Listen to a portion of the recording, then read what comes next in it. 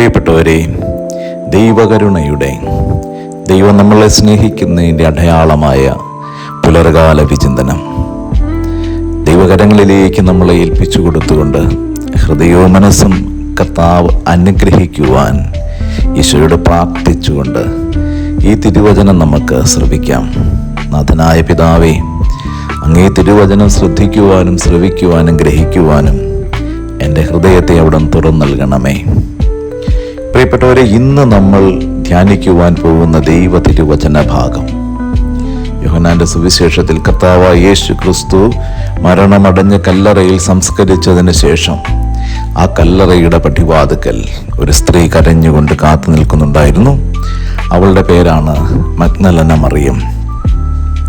ഈ മഗ്ദലന മറിയത്തെ ഒരാൾക്കൂട്ടം കല്ലേറുകൊണ്ട് വിധിക്കുവാൻ വേണ്ടി ക്രിസ്തുവിൻ്റെ മുമ്പിൽ കൊണ്ടുവന്നപ്പോൾ അവൻ അവളെ ചേർത്ത് പിടിച്ചു. അതുവരെ കുറ്റപ്പെടുത്തി പിന്നിൽ നിന്ന 1000 കണ്ണുകൾക്ക് മുമ്പിൽ കരുണയോടുകൂടെ നിന്ന ഒരൊറ്റ കണ്ണുണ്ടായിരുന്നു. അത് ക്രിസ്തുവിൻ്റെതായിരുന്നു.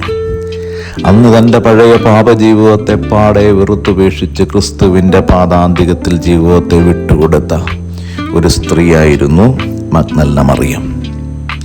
ക്രിസ്തു പോകുന്നിടത്തെല്ലാം അവൾ അവൻ്റെ കൂടെ പോയി. ക്രിസ്തുവിനെ ഹൃദയത്തിൻ്റെ ആഴങ്ങളിൽ സ്വീകരിച്ചവൾ ഗുരുവും നാഥനുമായി സ്നേഹിച്ചു.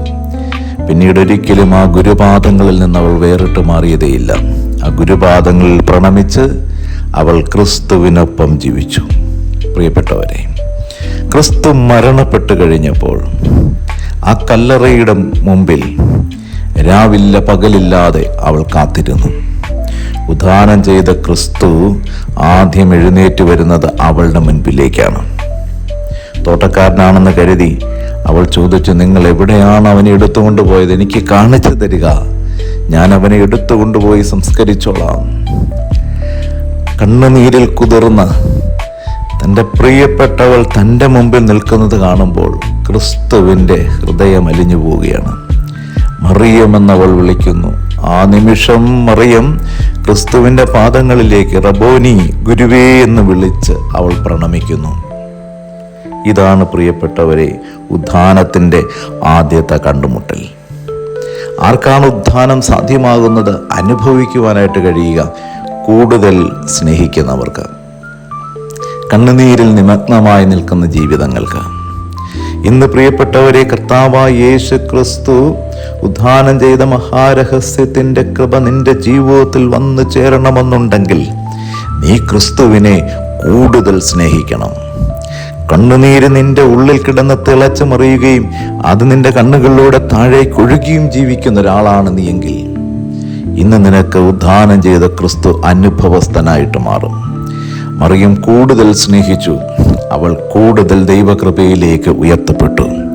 അതുകൊണ്ട് ആരാണോ ദൈവമായ കർത്താവിനെ കൂടുതൽ സ്നേഹിക്കുന്നത് അവരുടെ മേൽ ദൈവത്തിൻ്റെ കരുണയും കൃപയും കടന്നു വരും.